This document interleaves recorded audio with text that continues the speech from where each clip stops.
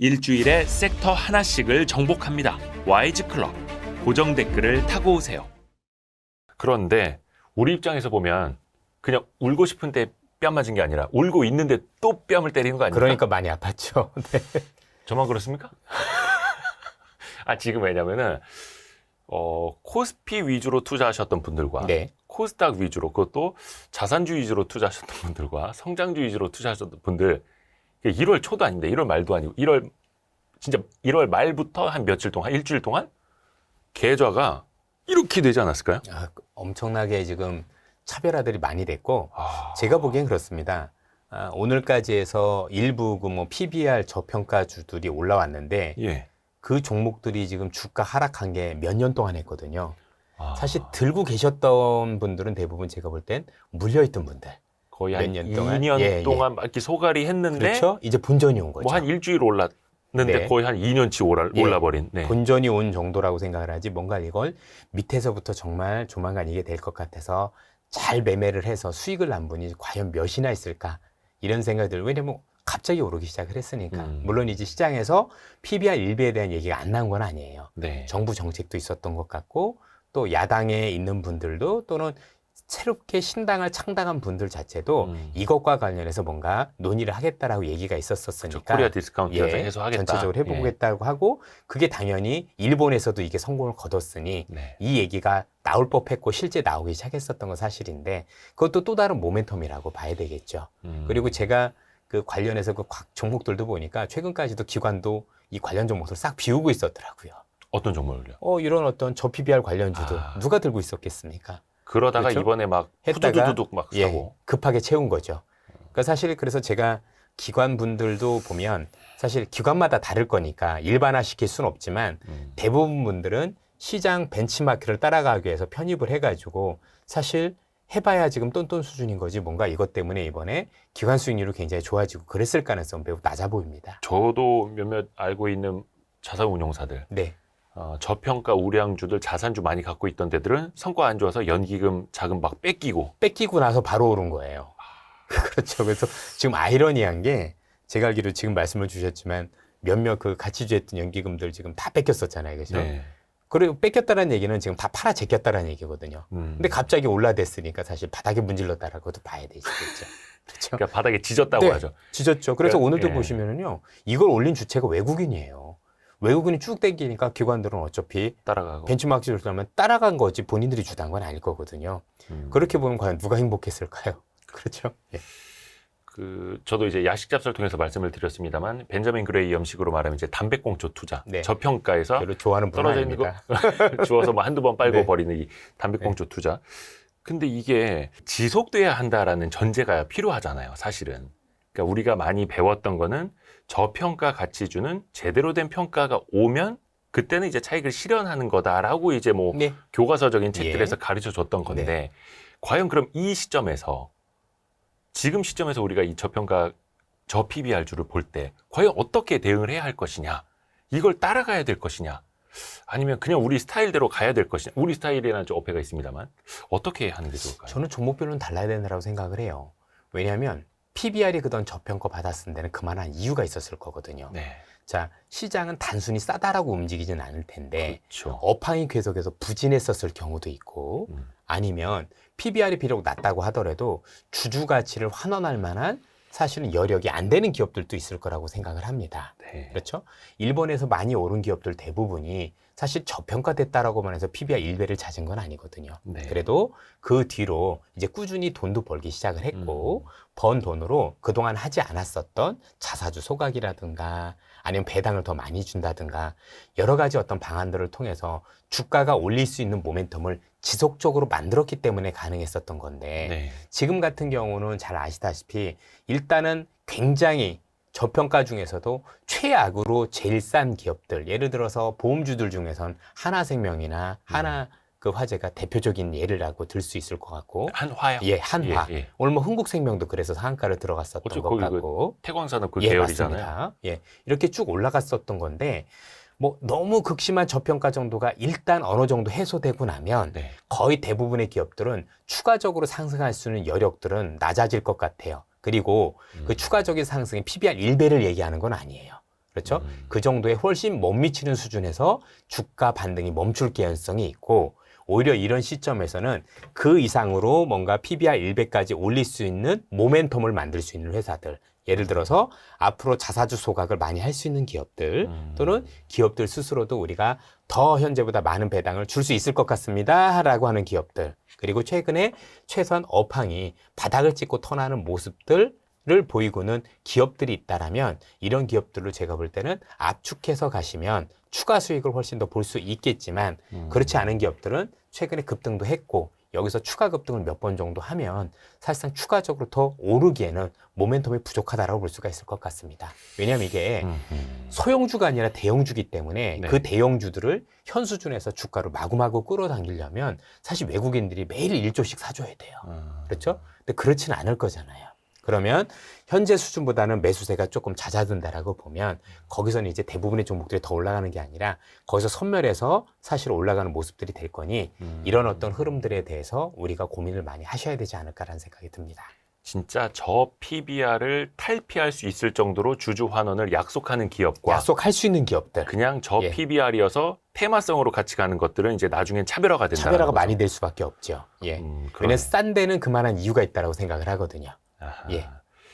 근데 이제 너무 극심하게 싸졌으니 그건 해소될 필요는 있다라는 데 동의하지만 그게 저는 PBR 1배라고 생각하지는 않는 거죠. 어떤 기업들은 PBR 0.5배 정도까지 올라와도 더 이상 올라가는 모멘텀 찾기 어려운 기업도 있을 거니까. 그렇죠? PBR 0.1배짜리가 PBR 1배까지 가려면 10배 오르는 거예요. 그렇죠. 그렇죠? 예. 근데 그게 가능하겠습니까?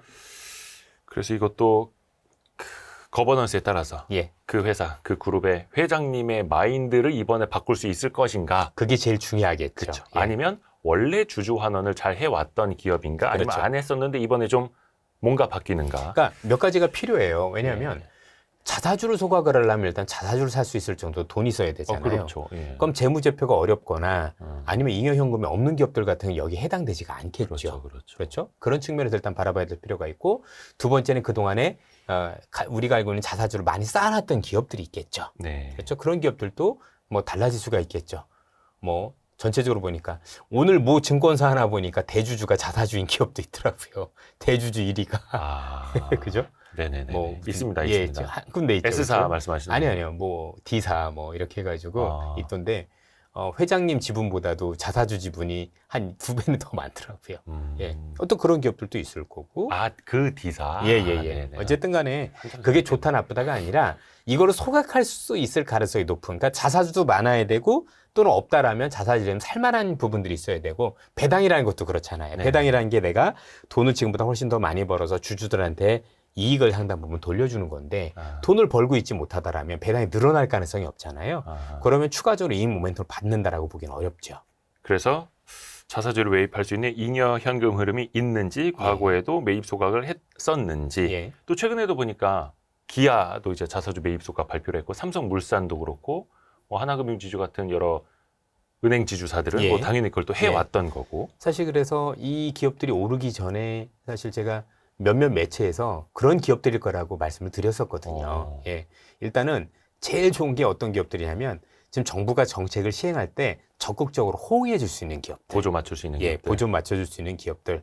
이런 기업들이 일차적인 대상이 된다라고 보셔야 되겠죠. 예. 왜냐면 어쨌든 정부도 정책을 냈고 그 정책이 어쨌든 효과가 있어야 될 거고 이제 정부가 나를 따르라 했었을 때 따를 만한 기업들은 그래도 어쨌든 간에 이런 의지가 있는 기업들이 될 수가 있는 거니 네. 또 하나는 주인이 없는 기업들도 되게 편하죠. 금융회사들이. 예, 금융회사들. 어차피 주인이 은행지주, 없으면 예, 은행지주. 은행지주들 같은 경우는 또 정부의 말을 잘 따를 수밖에 없는 입장인 거지요. 예, 그런 입장에서 놓고 보면 굉장히 적극적일 가능성이 높다라고 봐야 되겠죠. 그래서 이번에 뭐 은행 지주사들 다 52주 신고가 가고 있고 네, 맞습니다. 어떤 지방 그 은행 지주사는 뭐 하루에 10% 이상 맞아요. 오르고. 예, 예. 이런 날이 오는구나. 그렇죠. 예. 근데 은행 지주사뿐만이 아니라 또 그 사업 지주사들 있지 않습니까? 뭐 예. 주, SK, LG 그런 기업들도 가능성이 뭐 있습니다. 지주사들 많이 또 오르더라고요. 일단 왜냐하면 지주사를 가지고 있었다는 기업들 자체를 보면 기본적으로 회사가 크다라는 얘기잖아요. 네. 그렇죠? 홀딩스라는 개념이 있는 거니까. 그럼 지금 이제 지주사를 가지고 있다는 얘기는 기업의 이익이 전부 지주사로 이렇게 오게 되는 거잖아요. 네, 네. 그렇죠? 근데 그 왔던 어떤 그 이익들이 굉장히 크다라면 그렇죠? 충분히 정부의 시책에 호응할 만하다라고도 봐야 되겠죠. 음흠. 그러니까 모든 기업들이 그런 건 아니니까. 그런데 지금 하나하나 잘 보시면은요, 의외로 지금 정부 시책에 빠르게 대응하는 기업들도 있어요. 뭐 앞서도 말씀드렸지만 금융사들 중에서는 지금 하나금융지주가 처음부터 대놓고 자사주소가로 첫날부터 발표를 했고, 네네네. 또 이제 S그룹 같은 경우도 물산이라는 기업 가치도 그죠? 벌써 삼성물산. 1조를 했다라고 네네. 했고 이미 벌써 발표들을 마구마구 하고 있어요. 예. 그렇죠? 그렇게 하면 앞으로도 그럴 수 있는 기업들이 꽤 늘어날 수 있다는 얘기가 되는 거니까 음. 요것들과 관련해서 발표하는 기업들은 추가적인 모멘텀이 있다라고 볼 수 있겠죠. 그리고 그런 것들을 발표할 만한 기업들이 사실은 눈에 훤히 보이잖아요. 나름대로는. 그래서 그 안에서 뭔가 여러분들이 승부를 보더라도 보셔야 되는 게 맞지 않을까 싶습니다. 그렇게 해서 이제 가늠을 해봐야 예, 되는 너무 거고. 곁다리로 가실 필요까지는 없는 것 같아요.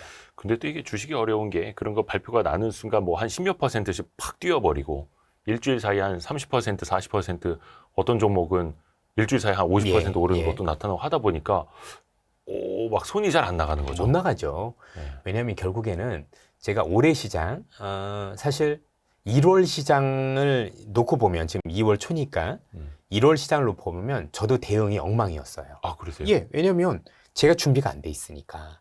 음. 그래서 저는 이런 생각이 들더라고요. 기본적으로 뭐 테마가 됐든 뭐가 됐든 제가 편안하게 준비를 하고 기다리고 있었던 거는요. 빠르게 움직이도 수익이 나고 대응이 잘 돼요. 그런데 아마 투자자분들께서도 뒤늦게 대응하시는 분들, 따라가시는 분들은 사실 그 시세가 크다고 하더라도 수익을 내기가 굉장히 어려워요. 일단 뒤늦게 따라가다 보니까 오른 데 따른 부담을 안고 올라가야 되다 보니 네. 중간에 한 번만 흔들려도 사실은 굉장히 심리적으로 두렵다 보니까 매매가 꼬이기 일상이다라고 봐야 될 것 같고, 두 번째는 잘 아시다시피 대부분의 우리 투자자분들께서는 직장에 있거나 생업이 있으실 텐데 생업을 하면서 할 수 있는 매매가 아니었어요. 아, 요즘 너무 테마주도 빠르게 보면 움직여서. 네. 저 농담 아니고 화장실 한 번 갔다 왔는데 저 화장실 가기 전 플러스 7%였거든요. 갔다 오니까 마이너스 2%인 거예요. 아니, 우리 이선엽 이사님은 예, 장중에는 그 어디 뭐 방송 출연이나 녹화 이런 데 안 나가시잖아요. 안 나가요. 네. 예. 고객들을 위해서 그거는 하면 안 된다라고 생각을 해서 자리를 철저하게 지키면서 사실 고객들을 보호하고 그러는데도 불구하고 그 화장실 갔다 온 죄가 있었어요. 그래서 뜨악했던 적이 한두 번이 아니고 그만큼 투자자분들이 보셔도 너무 되게 심했었잖아요. 그러니까 이런 어떤 테마가 다 내 거라고 생각하시면 안 될 것 같아요. 네. 사실 우리 투자자분들께서는 1년 내내 내가 매매를 해서 돈을 벌겠다는 생각을 버리셨으면 좋겠어요. 그건 저도 마찬가지고. 모든 걸 다 먹어야지. 예, 맞습니다. 예, 예.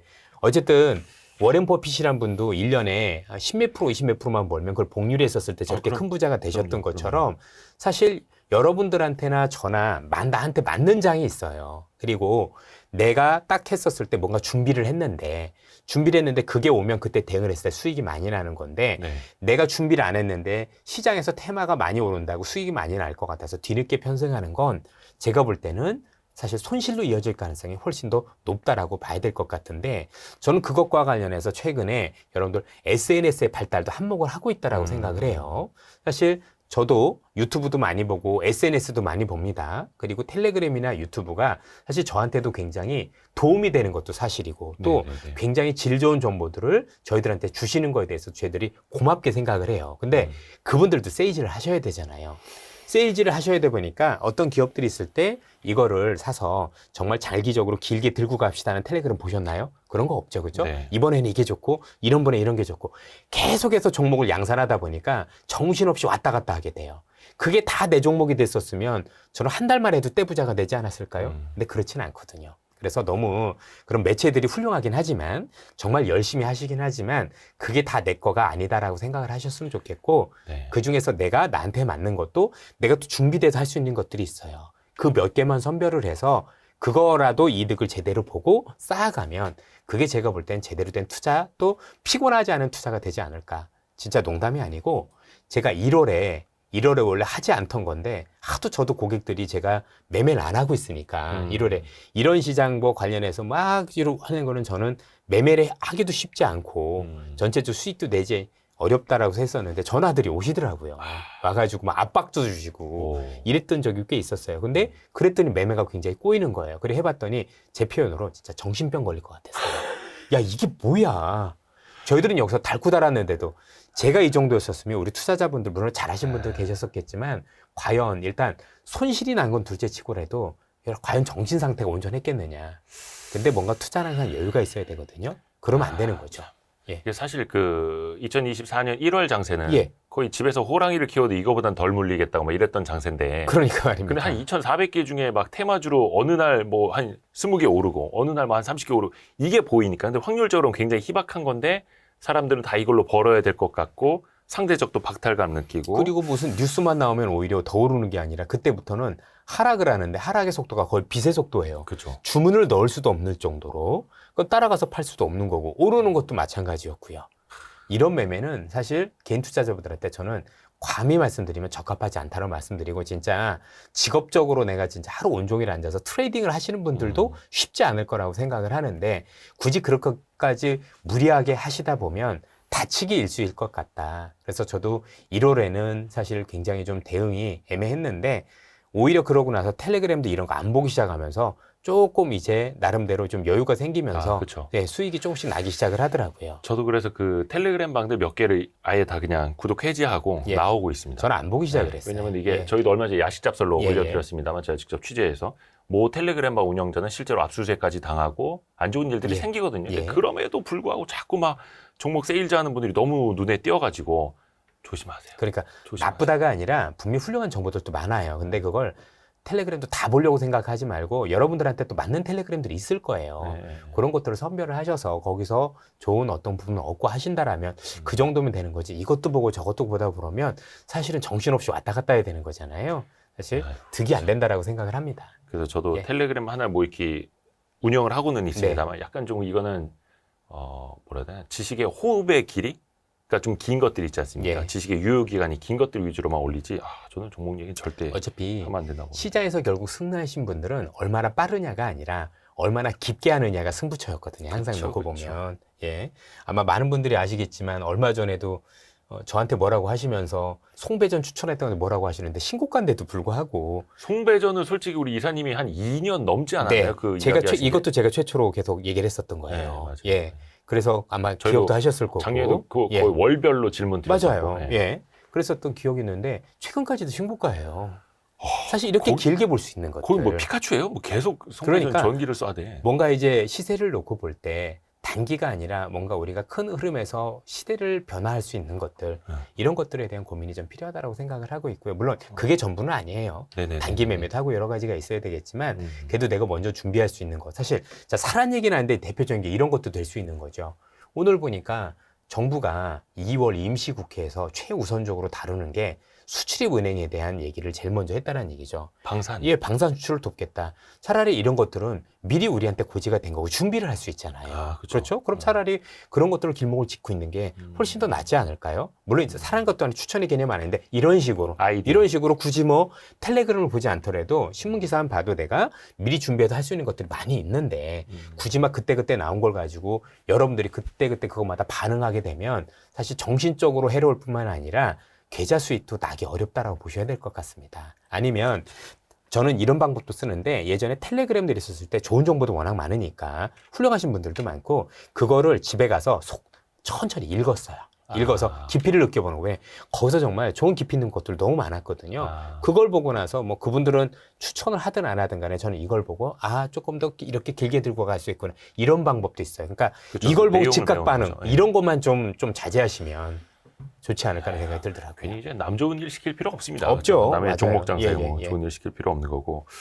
근데 이제 물론 쏠림 현상이 생길 때 그 쏠림 현상으로 이제 다 먹는 사람은 없죠. 이걸로 내가 다 먹었다라고 자랑하는 사람은 이제 그걸로 또 이제 장사를 하려는 사람일 테고. 근데 그거 잘하는데 그렇게 수익이 많이 나는데 텔레그램 운영하는 사람이 어디 있어요? 그러니까요. 없어요. 그런 거는. 예. 그 리스크를 잡혀갈 리스크를 지면서. 그러니까요. 예. 근데 이제 저는 이게 답답한 게 저 PBR주를 비롯해서 뭐 가치 올라가는 거 좋고 뭐 어떤 이슈 있을 때 올라가는 거 다 좋은데 왜 굳이 다른 종목까지 패대기를 치면서 특히 이제 코스닥 쪽 이제 작살나고 있지 않습니까? 근데 나름 열심히 하던 그런 우량한 기업들까지도 패대기를 치면서 저 PBR을 띄워야겠느냐 이쪽으로 쏠려가야 되겠느냐. 물론 이제 우리 시장이 그래 좀 시장이 작으니까 수급이 또 쏠림 현상이 좀 많기는 합니다만 이런 현상은 좀 어떻게 봐야 되겠습니까? 이게 이제 극단적 쏠림 현상이라고 보셔야 될 것 같은데 시장의 수급이 제한된 게 가장 큰 원인이라고 판단이 돼요. 우선 우리 투자자분들께서 최근에 동향을 놓고 보면 얼마 전에 며칠 전에 신문 기사를 보니까 개인 투자자분들께서 현재 9조 원의 자금을 해외 투자로 돌렸다라는 얘기가 있더라고요. 실제 그리고 거래소 우리가 하는 전체 시장에서는 또 2조 원의 자금이 이탈을 했다라는 얘기를 합니다. 그러면 현재 주식시장에 들어가고 있는 시장에서 흔히 얘기하는 국장에서는 11조 원의 돈이 이탈을 했다라는 얘기가 되거든요. 그런데 잘 아시다시피 최근에 여러 가지 경로를 통해서 우리 개인 투자자분들도 한국보다는 해외로 눈을 돌리고도 있지만 기관으로도 자금이 유입되고 있질 않아요. 그래서 기관도 자금이 씨가 말랐다라고 보시면 될 것 같습니다. 그만큼 체력이 굉장히 허약하다라고 볼 수가 있겠죠. 자, 이런 상황에서 당연히 여러분들 어떤 문제가 생기냐면 우리 투자가들 중에서 외국이나 기관 투자가들 같은 경우는 사실 제도적으로 항상 벤치마크를 이겨야 되는 부담이 꼭 있을 겁니다. 뭐 한 코스피 그렇죠? 200 지수 같은 예, 거. 코백 지수 같은 거. 그러면 어느 쪽으로 쏠려서 그 업종만 오르면 그걸 따라갈 수밖에 없는데 네. 예를 들면 지금 같은 경우 특히 PBR 1배라고 해서 이런 대형주들이 오르면 네. 사실 포트폴리오에 가지고 있을 가능성이 매우 낮거든요. 막 지주사 그렇죠? 같은 거 막 예, 급등하는데 맞습니다. 막 따라가기 급하죠. 그리고 펀드 매니저들. 그분들이 실력이 없어서 그러신 게 아니에요. 왜냐하면 그게 몇 년간 어려웠으니 사실 몇 년간 어려운 걸 들고 있는 게 잘한 건 아닐 거잖아요. 그렇죠? 예. 그럼 우리 표현으로 빈집털이라고 보통 얘기를 하는데 전문 용어죠. 아무것도 없어요. 그렇죠? 네. 근데 갑자기 이런 상황에서 대형주들이 그렇게 막 급등을 하면 벤치마크를 따라가기 위해서 그걸 다시 채워야 되는데 문제는 돈이 없다 보니 이걸 채우기 위해서는 다른 걸 팔아야 돼요. 자, 이 현상이 제가 볼 땐 이번으로 그치지 않을 가능성이 높다라고 보셔야 돼요. 특히 뭔가 새로운 테마가 형성되고 시장에서 또 다른 쏠림이 있는데 그 또 다른 쏠림이 대형주라면 네. 대형주라면 그 대형주만 제외하고 나머지 대형주거나 또는 중소형주들 같은 경우는 지금처럼 또 이렇게 변동성에 휘말리는 일들이 아마 올해 자주 목격이 되지 않을까라는 생각이 듭니다. 그렇죠? 수급이 다만 충원된다면 괜찮겠죠. 그래서 투자자분들께서 시장에 대한 신뢰를 하시고 더 많은 시장에다 돈을 투입을 하시거나 또 기관 투자가들한테도 돈이 들어오고 외국인들도 굉장히 시장에 대해서 긍정적으로 보면서 수급이 확충된다라면 이런 게 잦아들겠지만 네. 지금 상황이 유지된다라고 가정을 하면 앞서 말했던 쏠림이 있을 때마다 그 쏠림과 관련된 기업들은 급등을 하겠지만 그 이전에서 올랐던 종목들은 다 팔고 이쪽으로 가야 되니 사실 지금과 같은 현상은 일회성 요인이 아니라 사실 올해 내내 우리가 몇 차례 경험할 수도 있는 그런 수급 여건이다라고 볼 수가 있을 것 같습니다. 원체 시장 자체가 작고 맞습니다. 이 시장 안에 예. 돈도 별로 없는데 네. 있는 것마저도 빠져나가고 남아있는 돈 가지고 수익률 게임을 하다 하는 보니 그렇죠. 그러니까 밑에 돌 빼서 위로 개는 거하고 똑같으니까 밑에 돌 뺀 데는 죽어나는 거예요. 왜냐면 시장이 허약한데 그 정도 팔면 받아줄 사람들이 없어요. 거죠. 그러다 보니 한 번 내릴 때 일단 급등도 했을 거니까 급락할 가능성이 당연히 높을 거고 그동안 시장에서 주도했던 사람들이 다 팔고 나가니까 보통 하루에 10%씩 나가 떨어지는 건 비일비재해질 수밖에 없는 게 사실 이런 변동성으로 봐야 되겠죠. 그래서 앞서도 제가 말씀을 드렸지만 내가 준비되지 않았는데 너무 급등락하는 종목에 대해서 굳이 여러분들이 편승할 필요는 없다. 1년 내내 내가 꼭 시장에 올인해야 되는 건 아닌 거고 내가 자신 있을 때만 준비된 것만 중심으로 하시면 사실 이런 피해를 좀 많이 줄일 수 있다고 생각을 합니다. 혹시 그런 건 그럼 어떻게 해야 됩니까? 좀 중장기적인 전망을 이제 긍정적으로 보고 투자를 하는데 예를 들어서 뭐 최근에 반도체 관련주들도 많이 빠지지 않았습니까? 이게 수급이 쏠려 나가면서 썰물로 이제 빠져나가면서 내 종목도 후두두둑 떨어져 버렸다. 이럴 때는 어떻게 해야 됩니까? 그 중에서는 분명히 옥석이 전 있을 거라고 생각을 해요. 분명히 그 관련해서 그 관련 업종이 전부 다 같이 쓸려 나갔을 가능성이 높거든요. 그러니까 분명히 그 중에는 원래 쓸려 나가야 될 종목들도 있겠지만 그렇지 않은 기업들도 분명히 있을 거라고 생각을 하고 네. 조금 더 그를 롱텀하게 보면 이번에 비록 쓸려 나가긴 했지만 어쨌든 시간을 두고는 다시 제 자리로 찾아갈 수 있는 기업들도 있다라고 생각을 하거든요. 네. 저는 그런 건 더 사셔도 괜찮다라고 생각을 해요. 오히려. 예, 오히려 괜찮다고 생각을 합니다. 물론 그 종목에 대한 선별이 쉽지만은 않을 것 같긴 합니다.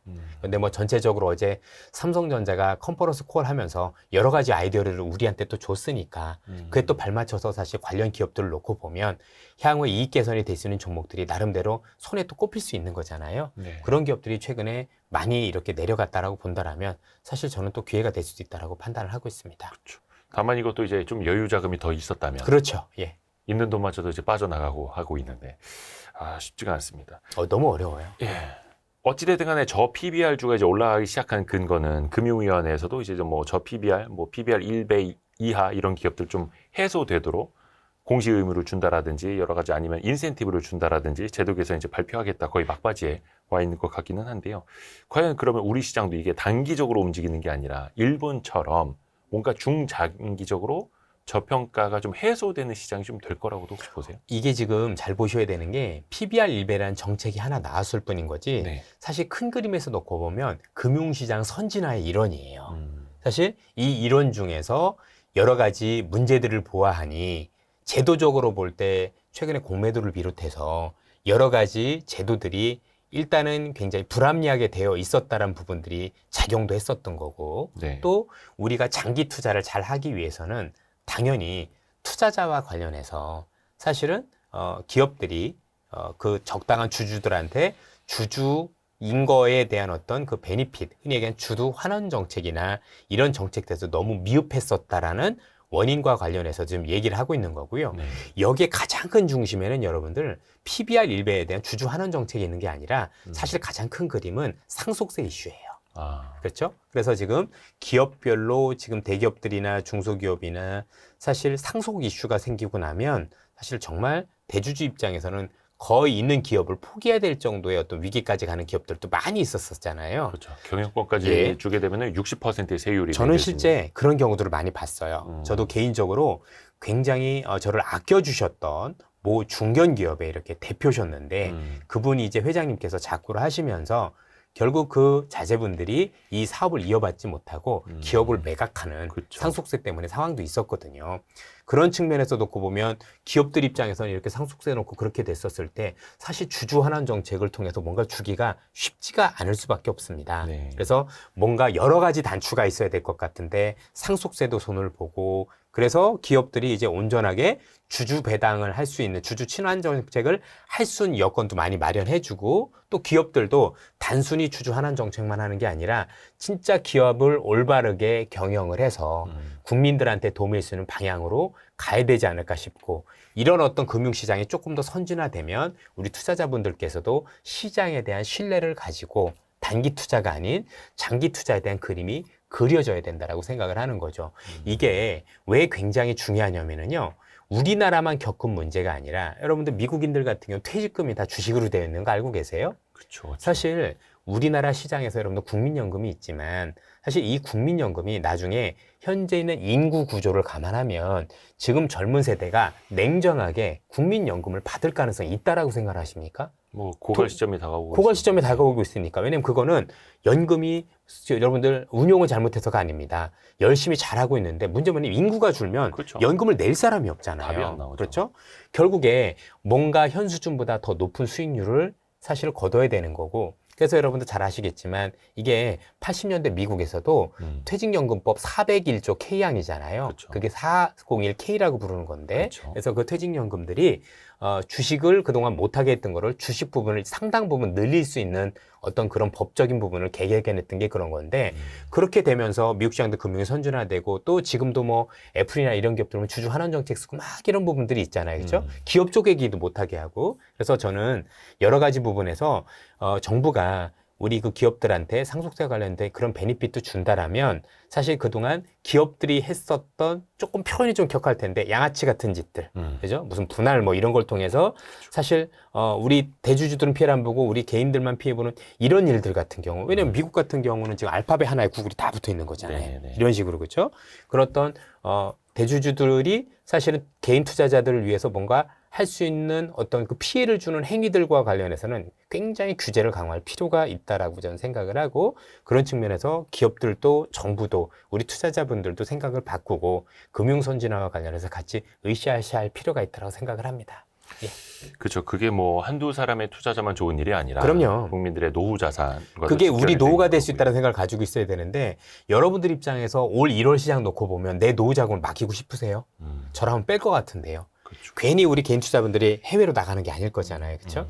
해외 시장을 이미 맛을 보셨으면 그러니까 우리 축구를 얘기한 프리미어리그 본 거잖아요. 아. 그렇죠? 그럼 동네 축구 보겠느냐고요. 아하, 그러면 우리도 그 정도 수준을 올려줘야죠. 그렇죠. 그래서 기업들이 먼저 많이 바뀌어야 될 거고, 그렇죠? 정부도 거기에 제도적인 보완을 하면서, 그렇죠? 해줄 건 해주고 규제할 건 규제하고 이런 식으로 되면서 뭔가 차근차근히 될 수 있도록 얘기를 해야 될 것 같고 아마 그게 2월 5일 날 정책이 발표된다라고 얘기를 하는 것 같더라고요. 정부 쪽에서. 그런 발표들이 어떻게 영향을 미치는지. 이건 근데 여러분들 정부만 하는 게 아니라 최근에 신당을 창당한 분들도 또 현재 야당에서도 같이 추진하고 있는 거기 때문에 사실 전 국민적인 차원에서 사실 이루어질 필요는 있지 않을까. 그러면 시간은 걸리겠지만 지금보다 좀 더 나은 금융 환경이 되는 쪽으로 가고 있는 방향이 잡힌 거에 대해서는 우리가 너무 나쁘게 바라볼 필요는 없지 않을까라는 생각이 듭니다. 그렇죠. 이거는 뭐 여야를 떠나서 네. 코리아 디스카운트 현상 해소를 위해서는 또 이제 한 목소리를 맞습니다. 내는 예. 그런 부분이 있더라고요.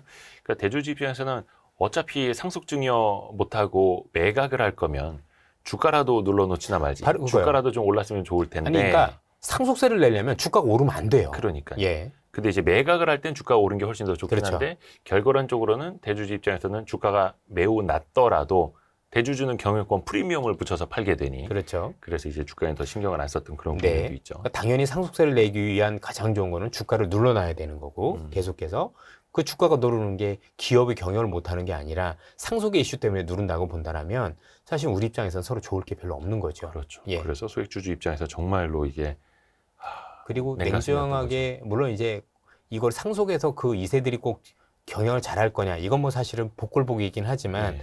그렇다고 회사를 매각하면 잘 되느냐 사실 그런 경우도 별로 흔치는 않았던 것 같아요. 그렇죠. 그런 입장에서 놓고 보면 어쨌든 간에 기업의 경영에 의지가 있고 아는 분들이 하는 게 저는 좀 나쁘지 않다라고 생각을 합니다.